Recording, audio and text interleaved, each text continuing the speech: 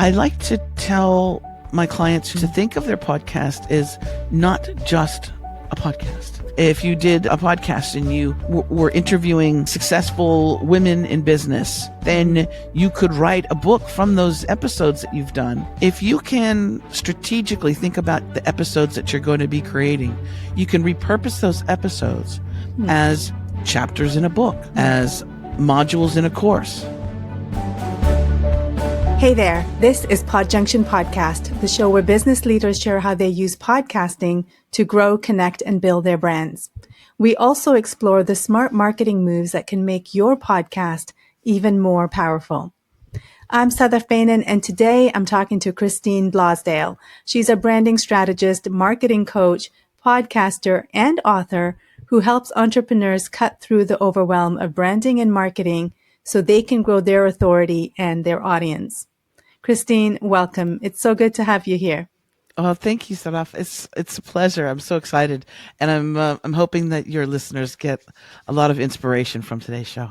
Absolutely. Thank you.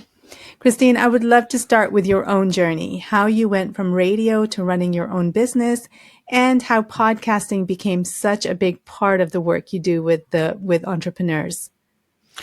Well, I would, it seemed to be a natural progression from going from broadcast journalism. I was in radio broadcasting for 20 years, and my very beginning, I was mostly a producer, so I was behind the scenes, and doing all of the things that you need to do to have a great show, a great program. We were on 20-minute clocks, so we had to stay very, it wasn't like having your own podcast show where you can just go with the flow and be, in an interview and go deep. We had to sort of do them in 20-minute blocks. It would be either 20-minute segments, new guests, or one guest, but we'd have to kind of wrap it up and pay attention to that clock.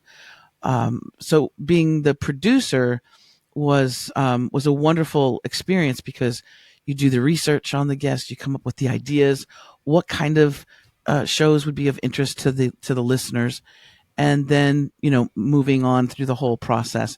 And of course, as a producer, you're handing over all of those goodies to the host and hoping that they knock it out of the park. But then I got an opportunity that I wasn't ready for. I had a bit of imposter syndrome. I was afraid. The host wasn't able to do the show one day, and it was in Los Angeles, drive time, traffic, which is a very popular hour. And they said, "You need to go on the air, Kristen. You need to host the show." And I was like, "No, I don't want to. I'm a writer. I'm a producer. I do things behind the scenes." And they were like, "No, you need to get on the mic and host the show." And so I reluctantly got in the studio and I put the headphones on and pulled the microphone close, and then the on-air light went on, and all my fears just went away. And as soon as that light came on, I felt a connection to the audience without seeing them and without hearing them, but I connected with them. And so I just started talking. And I fell in love with it. I fell in love with the whole, audio is a very intimate art form, and you can't see the person, so you can only feel them and hear the intonation of their, hear their voice, hear the pauses that they have, hear the tone of what they're bringing. Right. And so I madly fell in love with it and was very successful for, like I said, a full 20 years being there. But then towards the last few years of my being there, this thing called podcasting came about, and I was really intrigued because in terrestrial radio, you can do the most amazing show. You can have an interview with this incredible person, and the only people that catch it are the ones that were there. Maybe they were driving in their car stuck in traffic, but once it's gone, it's gone. It's done. So the idea of podcasting intrigued me because I was saying, I could have interviews with amazing people, and those interviews can stay around and people can access them at any time. And I can share those stories with people that I know.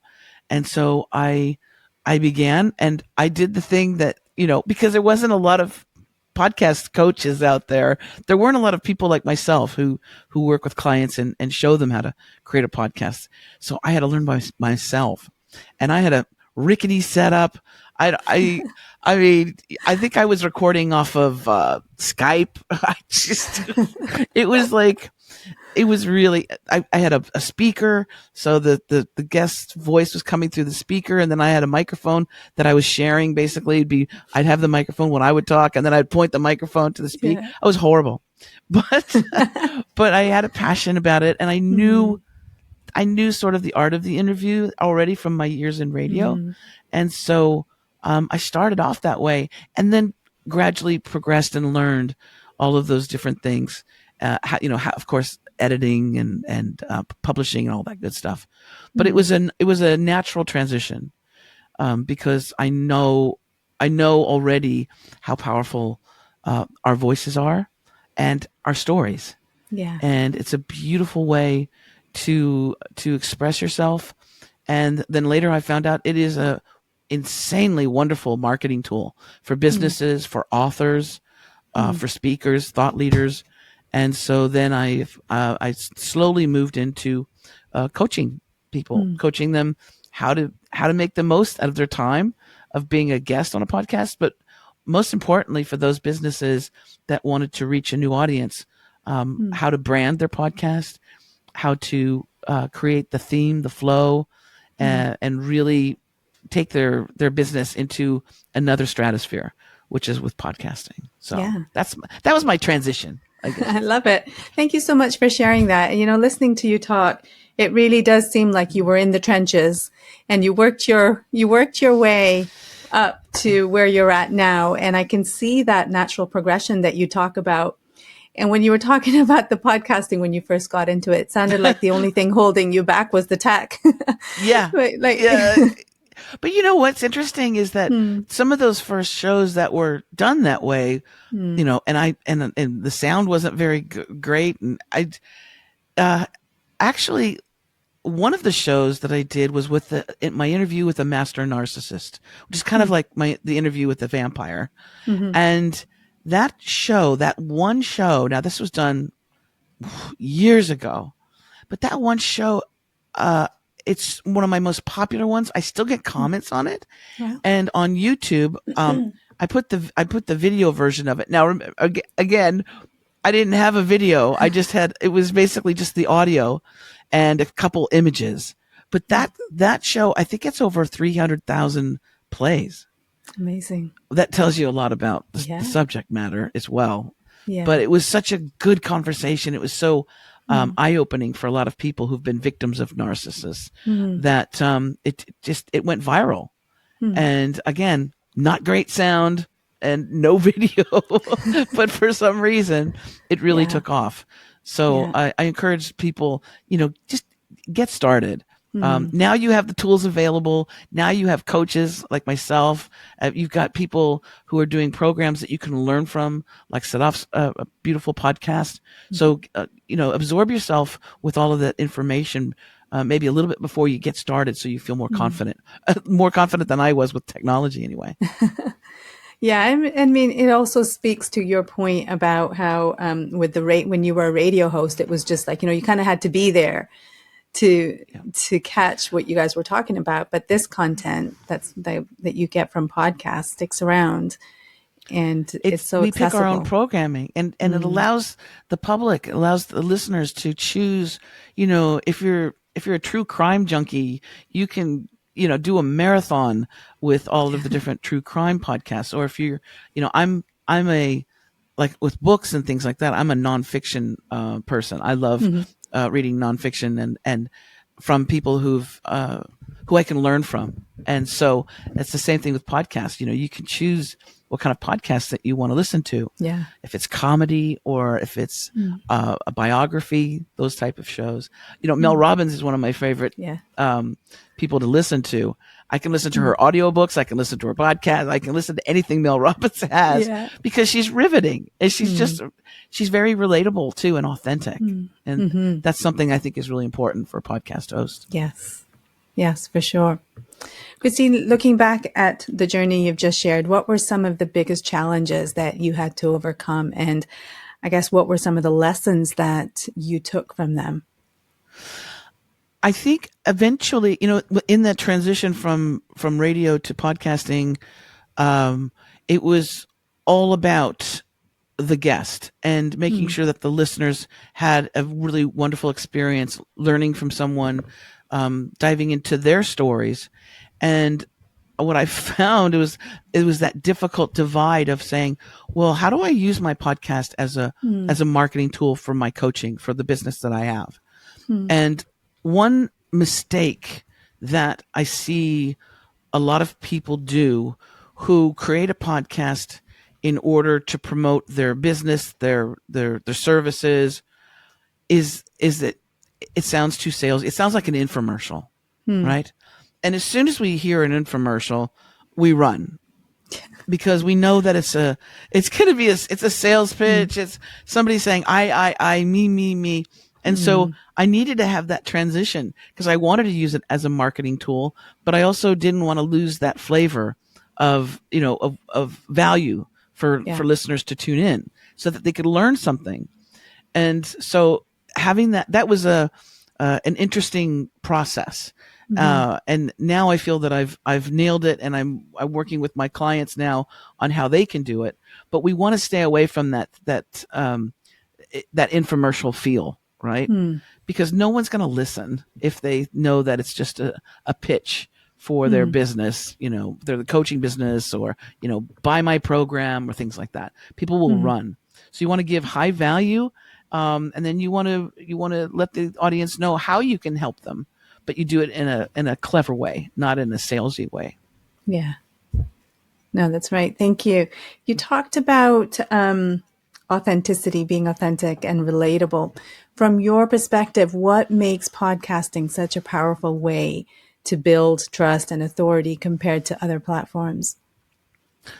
Well, I think it's the that when I say intimacy, I don't mean like Mm. romantic intimacy, obviously, but when you are, if you're listening to a radio show or if you're listening to a podcast, now Hmm. I'm putting the video versions of podcasts aside because Yeah. that's morphed, right? That we've gone from audio podcasting to YouTube videos and the video versions of our podcasts. But let's Hmm. put that aside. When you're listening to a podcast, you don't have the handicap Hmm. of seeing the host. So you don't have those judgments Hmm. of, oh, she has tattoos. Why does she have those Hmm. tattoos? What are those tattoos? Why Hmm. is her hair so short? Why is she wearing that shirt? Is Hmm. that a nose ring she's wearing? Our judgments come in. And I mean, for the longest time, I'll tell you something. When because I was in Los Angeles, hosting the show, the radio program for many, many years. Hmm. And I would have people come up to me at public events. We would go out and we would be speaking, as hosts of these shows.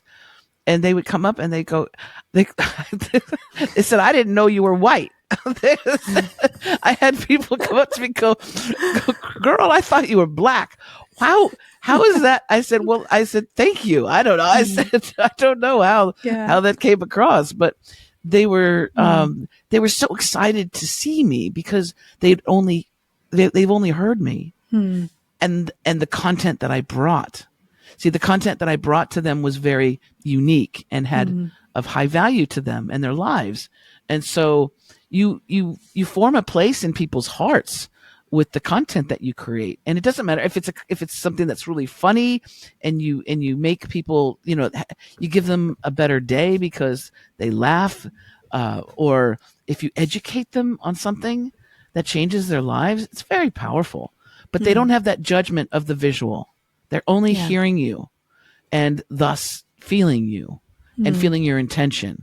So Hmm. that's why I think it's so powerful. It's such a That's powerful really medium. interesting. And I think to add to content, valuable content, I think it's also your voice, as you Yes. alluded to. Yeah. Yes. And what's funny is that when I first started, when I had that moment where I had to get on the microphone and I was just absolutely paranoid, I was Hmm. worried that what people were going to think. Uh, I didn't know, but I also did at that time too. I didn't like my voice. Hmm. It was like something about it. I was like, oh, I don't know.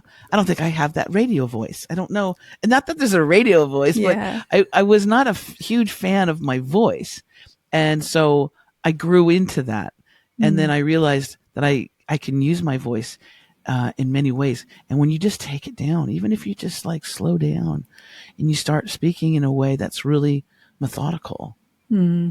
and those pauses, you know, there that's gold. You know, Yeah. you can't fake it, but Hmm. it is time in the saddle, so to speak. Hmm. For those people who are thinking or they're starting their podcast, just realize you're going to get better every single Hmm. time, but keep going. Don't be that statistic. There's statistically, Yeah. they say that people will start a podcast. It's like getting a new puppy. You know, I'm excited about a new puppy. I got a new podcast. And they tell everybody, Hmm. and then they do about 7 episodes. And then because they don't become rich and famous after 7 Yeah. episodes, they quit. Yeah. You can't quit after 7. Hmm. You need to keep going Yeah. and let And people know that you exist. yes. And I mean, like to your point, it's not, you can't be perfect out the gate. It's a skill that you have to hone. Yeah. Yeah.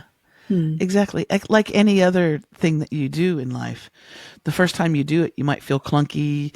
You might feel awed. You might feel nervous. Hmm. But with each time that you do it, you get better and you get Hmm. better. And it's just it's a wonderful platform to meet amazing people. I've met people from all around the world, Yeah. and those people that I've met, many of them have become my dear friends. Hmm. Many of them become collaborators, and I work with them on projects. We do co-ventures together. I'll send some of my clients to them because I think of their expertise. They can help my clients out in some way. So Yeah. it's just a beautiful thing. And you reach Yes. an audience that you would never, ever be able to reach in any other Hmm. platform. Yeah. It is really quite incredible. Yeah. Christine, I know you've said before that a podcast shouldn't sit on its own. So, what are some of the smartest ways you've seen people take their episodes further? Oh my goodness. I like to tell my clients who I'm guiding them with creating a podcast is to Mm. think of their podcast as not just a podcast. And they go, well, of course. Yeah, I think so. I want to use it for my business. Okay, that's good. And I say, well, listen, not only do you have the audio version, Mm. which is on its own, right? And that's going to be on platforms like Spotify, Apple Podcasts, Audible, Amazon Audible, all Hmm. those great platforms. But then you have the video version now that you can utilize when you're recording. If you're able to do it as record it as a video, then you have the ability to repurpose that show. You can do viral short clips for TikTok, for Facebook Reels, YouTube Shorts, those 30-second clips that capture some really important part or really funny part of the show. So Hmm. you have content you can use on your social media. But then also, I'll tell people, if you can strategically think about the episodes that you're going to be creating, you can repurpose those episodes Hmm. as chapters in a book, Hmm. as modules in a course. If you, let's say, if you did a podcast and you were interviewing successful women in business, and you just think that they're unique and amazing and very brilliant minds, Hmm. then you could write a book from those episodes that you've done. It could be the top 50 women who went from rags to riches or whatever. That's a horrible title of a book, but you know what I'm saying.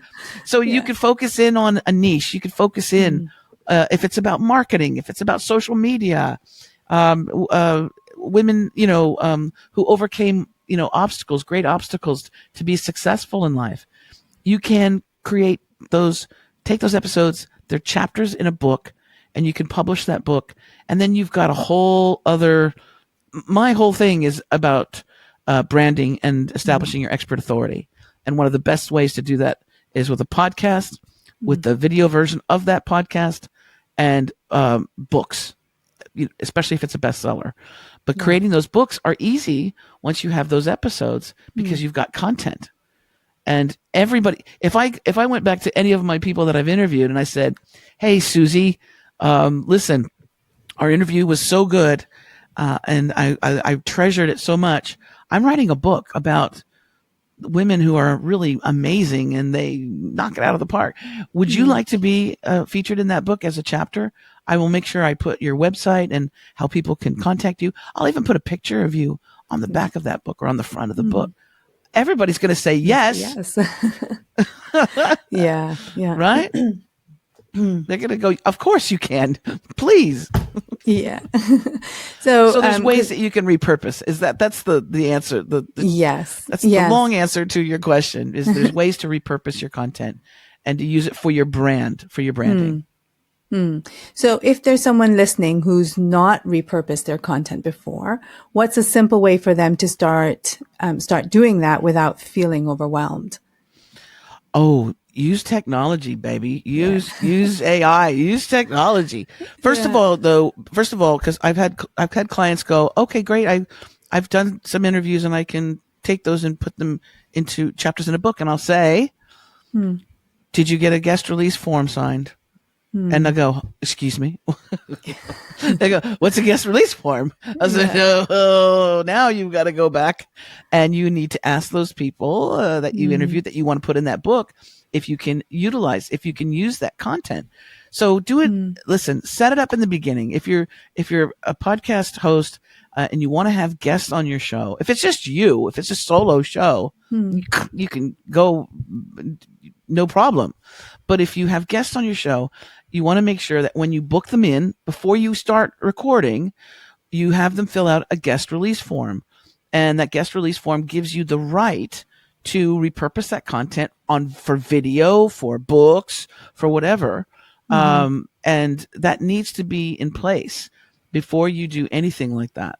And there's an easy way. There's a good, easy way to do it, and then there's the not so easy way. So if you just shoved a legal document in front of a person's face and said, "Sign this," and it basically says that you own everything. If it makes money, it's they're gonna go, "I don't want to sign this." So what I do for my guest release forms is I have that legal documentation there that they need to sign off on. But before we get there, I ask them to supply their name, their website, a headshot. And I say, "What would you like me to promote? What social media page would you like to have featured? What's your superpower?"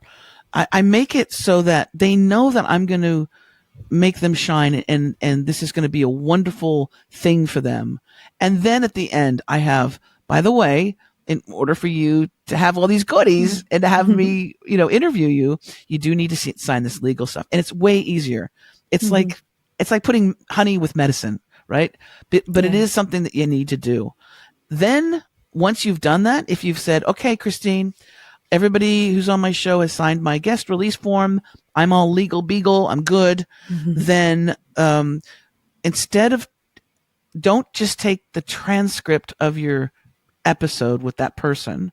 Don't just take the transcript and throw that into a chapter in a book. There's tools that you can use.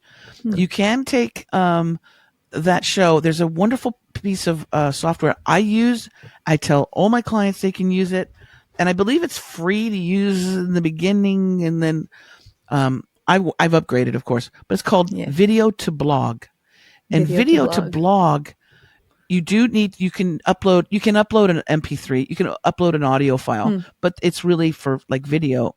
So you can take the show that you did, you throw it into this AI system, and it turns it into a readable, enjoyable article, summary, listicle, blog format. Oh, wow. So it's not a transcript, because a transcript is boring to read.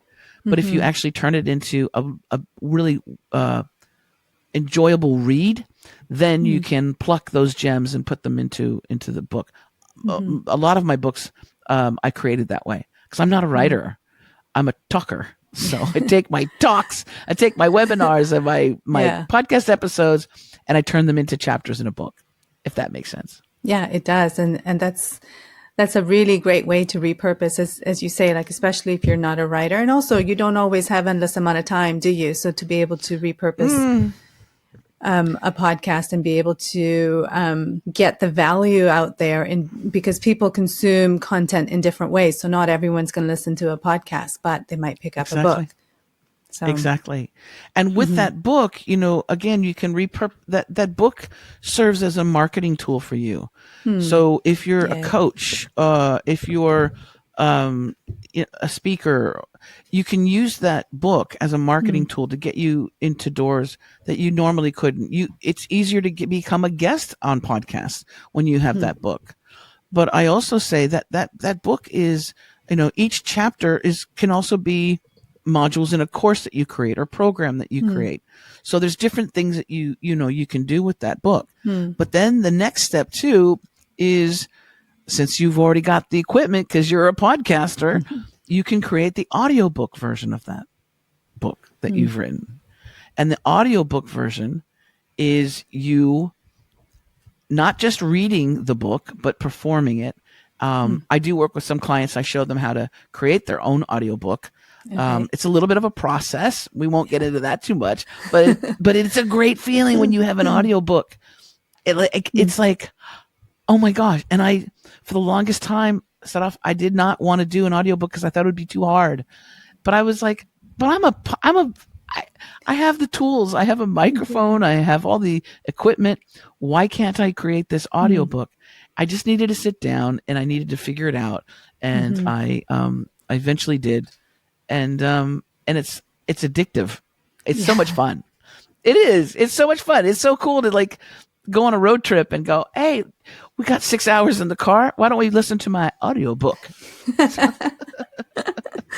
Love it. Christine, something else I was thinking I wanted to ask you as you were talking was about how to keep going long enough to see results. Like you said earlier, a lot of people stop at episode 7 or 8 or whatever, less than 10. But what do you think makes that difference between the ones that fade and the ones that, last a lot longer? I think it has to do with our expectations. It also has to do with, and this is how it is in business in general. Yeah. There's, we have a lot of people who start up their own business and within a few, months or even in the first year, they're like, I'm not making enough money, or I'm, so they throw it away. They give up and they go and they get a regular job. And I'm all for, you need to do what's right for you. And you need to, sometimes you do need to have that other income, while you're creating your business.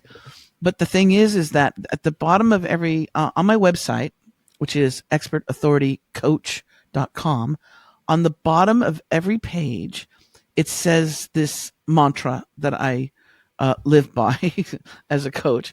It's, remember this: if you're not seen and heard, you're not hired. If you're not seen and heard, you're not hired. So how are we seen and heard? Well, we're seen and heard. We're seen by doing social media posts, right? By doing speaking, whatever speaking engagement we can. If there's a local business chamber and you're an expert in whatever particular thing, you might be able to tie that in to the business chamber, right? Here in Australia, we have Small Business Month. It's all the entire month of October. Well, I have joined up with the state of New South Wales to provide workshops and webinars and masterclasses throughout the entire month. I think I've got like 8 of them. Oh, wow. And they're all things that help small business owners, right?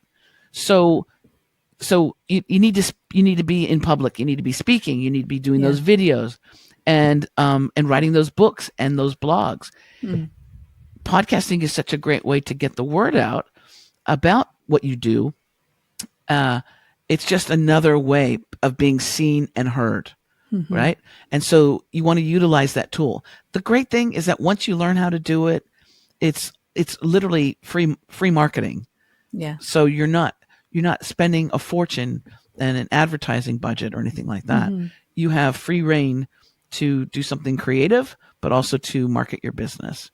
So there's so many different ways that you can do that, but you need to be seen and heard if you want to be, let's say, a coach, or you want to be someone who provides a service. Yeah. Well, that's marketing, isn't it? Being seen Yeah. and heard. So, Christine, you've worked with clients at all levels. Some want to learn how to do things. Others just want to show up and talk. How can a host figure out what approach will work best for them long term? And that comes in the inception of the podcast. I have a few people who they'll come in and they'll say, me and my husband want to start a podcast, or me and my best friend want to start a podcast. And I will say, now you want to think about, if you're going to put a lot of time and effort into this, if the two of you, so if you have a co-host, if the two of you are going to be sharing the responsibilities, the work that's involved, the promotion, the marketing, are you both going to be sort of equal players in this? And I'll also say, don't forget that if you start off with two people, one might drop off. They might find that their schedule is just too busy. I can't do this kind of thing. So if it's called the, Christine and Sadaf show,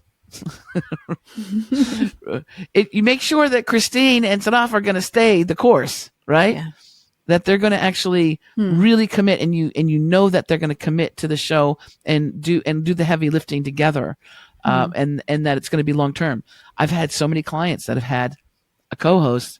They start off, and again, the first 7 episodes, they're in there, and then they go, you know what? I'm too busy. I can't do this. And so they drop off, and it's very difficult to change and pivot when that happens. Yeah. Sometimes you have to go back and you have to delete all of your past episodes. Because the partnership broke down, and you need to call it something, you show something else. So you want to, from the very beginning, you want to be really certain in the structure of the show. If it's just going to be you, if it's going to be you as the host, if you're going to have guests on, the style, all of that. But you want to think these things through, just like making sure you have that guest release form. You want to think these things through before you start committing all that time. And I love working with people who want to start a podcast. It's one of my favorite things because we get to get really creative. We can come up with an awesome show title. We can come up with the cover art. We can go through all of those things. And that's what I do. I have a 4-week program where I hold their hands and we create the podcast together. And after the 4 weeks, they're on all the major platforms and hopefully raring to go at that point. That's awesome. What are some other things that you think hosts need to be considering in terms of longevity? Always think of your audience. Always think of your audience. I know that maybe the decision to create your own podcast comes from a need where you're like, this will be cool to have my own, again, like it's cool to have a new puppy. It's cool to have a new podcast, but you always want to think about the end result, and you want to think about who you serve. It's the same thing with your business. You want to focus on your customers or your clients, or your audience, and you want to focus on what they're going to get. More so than as a platform for you to try and promote your business. Yeah. So I always say that's the number one most important thing. What are your audience? What are they going to get from this? Are they getting value? Are they learning something? Are they going on a journey that they normally wouldn't? Sometimes I like to just listen to podcast episodes where they're talking about a subject matter that I have no idea about. Yeah. How the Urukakoi fish survive in winter. It's like cool. These are little nuggets of wisdom that will be in my brain forever. But it's like I'm learning something. Yeah, great for a pub quiz. Yeah. But you want to think about how, and if you are doing a podcast for your business, then think about your ideal customer or your ideal client being out there and they catch the episode. What are you going to say to them in order for them to go, you know what? I need to reach out to Christine. I need to talk to her about what I'm doing, or I could really use the service from this person. I need to find out more. So you want it so that the people are intrigued and they want to work with you. But you need to talk to that ideal client as if you're talking to that ideal client. Yeah. And that goes back again to what you were saying earlier about authenticity, relatability, and, your voice. When people learn to know, like, and trust you, that path automatically gets forged. Authenticity and relatability are absolutely critical because you want people to be able to trust you with their time, their energy, their money, and you need to establish that trust. It doesn't just come just because you have a podcast show. That's why I tell people, keep showing up and keep creating content that's of value to your ideal audience, to whoever that is, because there are, and you never know who's listening. You never know who shares that episode of that show. You never know who subscribes to you. It could be somebody that is going to be so important in your life. You just don't know it yet. So that's what I tell all the clients that I work with that I'm coaching on creating a podcast. And we like I said, we do 4 weeks together, and I will say to them, imagine the person that you respect the most, or that you really want to work with, you really admire. Imagine that person is listening to every single episode you create. Then all of a sudden it's like you need to level up. You don't just throw it together, last minute and go, I just needed to post something. Yeah. Right? Yeah. It's much more purposeful, isn't it? Exactly. It's like, so this person is actually listening to the show. So I want to make sure it's the best I can do. Right? Yes, absolutely. Christine, if someone is listening now and already has a show, what's one simple thing they could do this week to help it work harder for their business? I like the idea of interjecting, especially when it comes to people who have businesses that they really kind of want to work into the show. I always like the idea of having sponsorships or ads that don't necessarily need to be from some outside company. You can actually be your own sponsor, your own advertiser. And now I say that with the caveat of, again, don't make the whole entire show an infomercial. But what I've done before is right before the intro even plays, I've got a 30-second ad or a 25-second ad. And that is, today's show is brought to you by howdoicreateapodcast.com. Do you want to create a podcast? In just 30 days or less, you will have your own podcast, and we can show you how to do it at howdoicreateapodcast.com. Now, to the average person listening, they don't know that I own howdoicreateapodcast.com. And when they go to that website, it's taking them to my page that offers that training, right? That coaching. Other times I will do an ad for a lead magnet, and lead magnets are simply to get people's information, their email address, so they can come into my world. They can learn about the things that I do, but I'll have them go to about rating their expert authority. It's a quiz. So I'll send them to expertauthorityquiz.com. And I'll say, do you want to see what kind of expert you are? You want to get your rating of where you stand? Are you a super expert, or are you just struggling? And I'll say, go to expertauthorityquiz.com and get your rating and find out. And that's my landing page. And people will take a quiz. They take a 10-question quiz. And that's actually questions you should be answering. You should be asking yourself anyway. Yeah. So these are just sort of clever ways that I can bring the audience into my world, and they get something of value, right? But in exchange, I'm getting the information so that I can reach out to them at a later date, and they can stay in my world, so to speak. So in the beginning, before you start getting lots and lots of downloads and actually can charge businesses for advertising, then you can always be your own sponsor. If you got a book, promote the damn book. Yes. I mean, that's what it's all about. It's your show. You can do whatever you want. That's awesome. Yeah. Christine, I'm conscious of time. Before we wrap up, is there anything else you would like to share?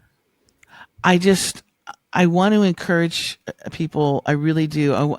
Do not let the voices in your head that say, oh, who am I to have a podcast, or nobody's going to want to listen to me, or my idea, my thoughts on things are not of value.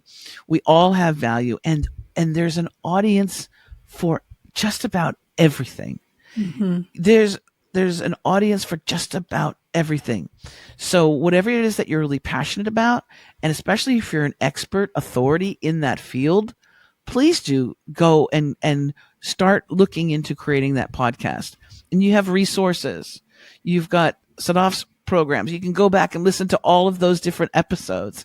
You can reach out to people like myself who can actually guide you through the process so that you don't spend a lot of time and energy doing like what I did in the beginning with the speaker, right? You actually can get the tools that you need and get up and running, and give it a go. I think you're gonna love it. And then when you see what you can create from that podcast, there's no limit. Yeah. So reach out to myself if you'd like, and they can do that. Sadaf, if they go to expertauthoritycoach.com, there is a big button right there that says book a discovery call with me. It's absolutely free. We can talk about their idea for their podcast. I can let you know my thoughts from my experience, and then I can show you the easiest way to get started. I'd love to. It's awesome. A fun journey. Awesome. Christine, you're absolutely right. Just get started for sure, and everything else will come as you hone your skills. This has been such fun. Thank you so much for being so candid and generous with your insights. Thank you so much. I really appreciate it. And also thank you for those links that you've just shared. For everyone listening, all the links that Christine just mentioned will be in the show notes. And here's what I hope you take away from today. Your podcast can be the foundation of your brand. But when you repurpose it, build on it, and connect it with the right strategies, it can take your business far beyond the mic. So thank you for listening, and I will see you next time. Bye for now.